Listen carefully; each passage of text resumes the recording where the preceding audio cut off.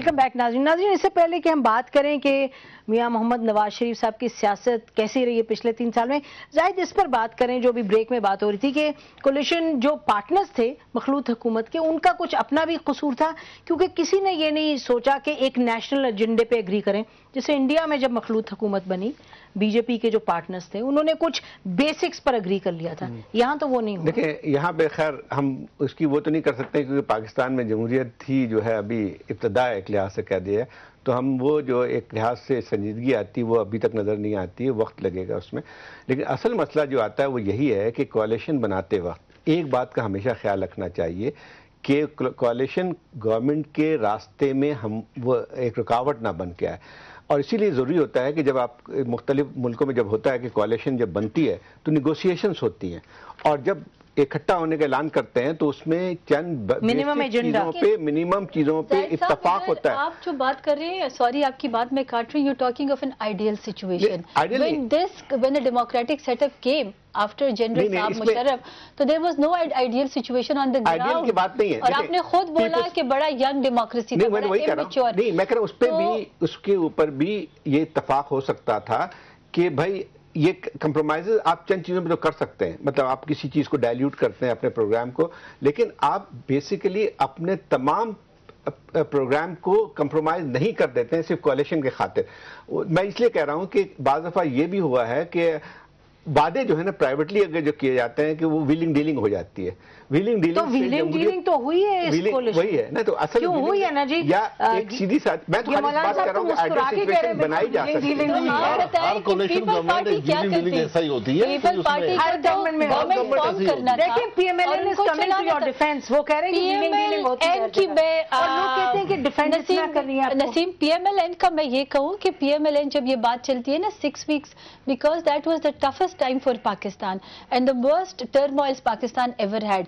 تو they wanted to be partners in Punjab, that suited them. ٹھیک ہے، اور لارجر انٹرسٹ میں کیونکہ آپ کی فیڈرل گورنمنٹ کو اس وقت جو حالات تھے آپ سے زیادہ کس کو پتا ہوگا، وہ ان ٹربولنسز کو برداشت نہیں کر پا رہے تھے. وہ تھی وجہ تھی.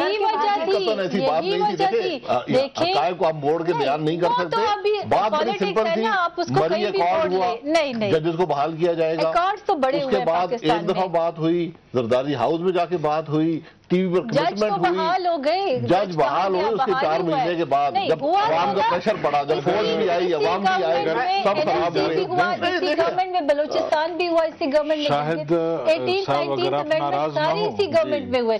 تو میں تو یہ سمجھتا ہوں، مولانا صاحب یہ تو حقائق سے ناراض نہیں ہے کہ نہیں، میں یہ سمجھتا ہوں جو وہ ان کے ساتھ اکارڈ سے، میں سمجھتا ہوں اس وقت بھی کسی کے ساتھ اکارڈ نہیں توڑا. ہم تو ابھی بھی سب کے ساتھ اکارڈ کرنے کے لیے تیار ہیں، اور ان کے جو ایشوز ہیں وہ سب چیزوں کو حل کرنے کے لیے تیار ہیں. کرنا چاہ رہے ہیں جی؟ میں ڈیفینڈ نہیں کرنا چاہ رہا. میں اگر عباسی صاحب ناراض نہ ہو، نہیں میں ناراض ہوتا، بات کر. پی ایم ایل نون جو ہے وہ جس طرح پنجاب میں ان کی اور گورنمنٹ پیپلز پارٹی کے ساتھ مشترک ہے، یہاں بھی ان کے لیے اپوزیشن میں بیٹھ کر کوئی مسئلے نہیں پیدا کر رہی. وہ اپوزیشن میں بیٹھ کر ابھی آپ دیکھیں کہ بجائے اس کے کہ وہ پیپلز پارٹی کو کچھ کہتے، انہوں نے ایم کیو ایم کے خلاف محاذ کھڑا کر دیا، اور محاذ کو ایم کیو ایم کو ایک مرتبہ پھر حکومت کی طرف دھکیلنے کی کوشش کی گئی. تو یہ پروٹیکٹ کر رہے ہیں. اچھا اب آپ دیکھیں کہ جو بھی بڑے ایشو ہیں ہمارے، یعنی ان کیمرہ اجلاس ہوا اور اس میں جو قراردادیں پاس ہوئی آج تک حکومت اس پر عمل نہیں کر رہی، جبکہ یہ کہتے ہیں کہ جناب وہ جو نیشنل سیکورٹی پر جو ہم نے قراردادیں پاس کی ہیں کہ ہماری خارجہ پالیسی چینج ہوگی، ڈرون حملے بند ہوں گے، فوج واپس آئے گی اور یہ ہوگا، اس پر ابھی تک نہ نون آواز اٹھا رہی، نہ پیپلز پارٹی اس پر کوئی عمل درآمد کر رہی ہے، نہ گورنمنٹ اس پر کوئی مولانا صاحب آپ بھی تو بھی فرما رہے ہیں نا زیادہ اس میں، جب ہم نے اس وقت بھی کہا ہے، ہم نے پارلیمنٹ میں بھی بار بار کہا ہے، اور اسی لیے ہم کہہ رہے ہیں کہ جب ہماری باتیں نہیں سنی جا رہی تھیں تو آخر میں بالآخر ہم تو اس ایک دھاگے میں بندھے ہوئے تھے کہ مفاہمت کی پالیسی اور مفاہمت کی پالیسی، لیکن بالآخر اس پالیسی جو مفاہمت کے دھاگے سے ہمیں باندھا گیا تھا اس کو بھی گیلانی صاحب نے خود ہی کاٹ ڈالا. یعنی کہ آپ کے منسٹر کو نکالا ہے. لیکن منسٹر کو تو دیکھیں وہ تو ہی واز دونوں منسٹر نکالے گئے اور وہ تو مطلب پیپلز پارٹی نے صرف اس منسٹر کے گن کو چھپانے کے لیے، اس کے کرپشن کو چھپانے کے لیے سواتی صاحب کو بھی چلتا کیا. ایگزیکٹو نے دونوں کو نکالا ڈس اوبیڈینس کی وجہ پر اور دے ور ناٹ کیونکہ کرپشن میں نہیں نکالا. دیکھیں اس وقت نہیں، کرپشن ایک اپنے لیے ایشو ہے. کرپشن تو پاکستان میں ہم نے کبھی نہیں کہا کہ اس گورنمنٹ میں نہیں ہے یا پاکستان میں 60 سال سے ہو نہیں رہا، لیکن دونوں کو ڈس اوبیڈینس پہ نکالا گیا.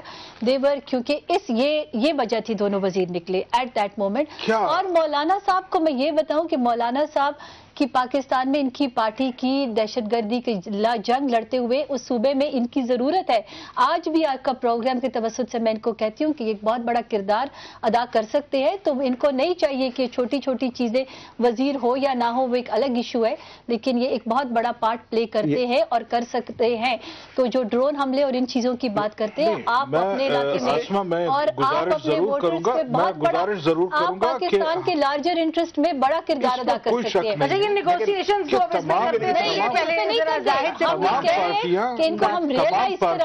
ایک کردار ہے اور سیاست میں بہت بڑا کردار ہے تمام پارٹیوں کا. کسی ایک پارٹی نہیں، میں سمجھتا ہوں یہی جو بات کر رہے ہیں نا اسی کی بنیاد پہ میں بات کرتا ہوں. یہی چیز میں نے کہہ رہا تھا کہ اگر بنیادی چیزوں پہ اتفاق نہیں ہوتا ہے تو یہ کوalition نہیں چل سکتی. میرا خیال یہ کہ دیکھیں آپ جو آپ کہہ رہے ہیں وہ نکلنے کی وجہ کچھ اور ہے، لیکن جو خود آپ بتا رہے ہیں اس میں تو ایک بنیادی چیزوں پہ اختلاف تھا آپ کا.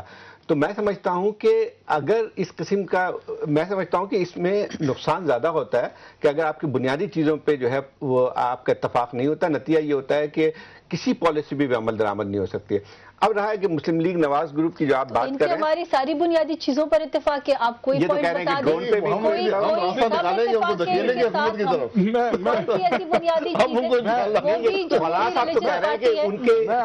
شروع سے چل رہے ہیں. خٹک صاحب سے بات کرتے ہیں. خٹک صاحب یہ بتائیے گا کہ آپ کیسے دیکھتے ہیں پی ایم ایل این کو؟ پی ایم ایل این کی جو آرگیومنٹ اپنی ہے اور کل نواز شریف صاحب نے کہا کہ پاکستان نے جو آزادی حاصل کی اس لیے نہیں حاصل کی تھی کہ اسٹیبلشمنٹ جو ہے اس کی غلامی میں آ جائے. نواز شریف صاحب کا خیال ہے کہ جو اس وقت وہ سیاست کر رہے ہیں اس کے نتیجے میں جمہوریت کو تقویت پہنچ رہی ہے اور اسٹیبلشمنٹ کی غلامی سے چھوٹ حاصل ہو رہی ہے. تو آپ اس سے ایگری کرتے ہیں؟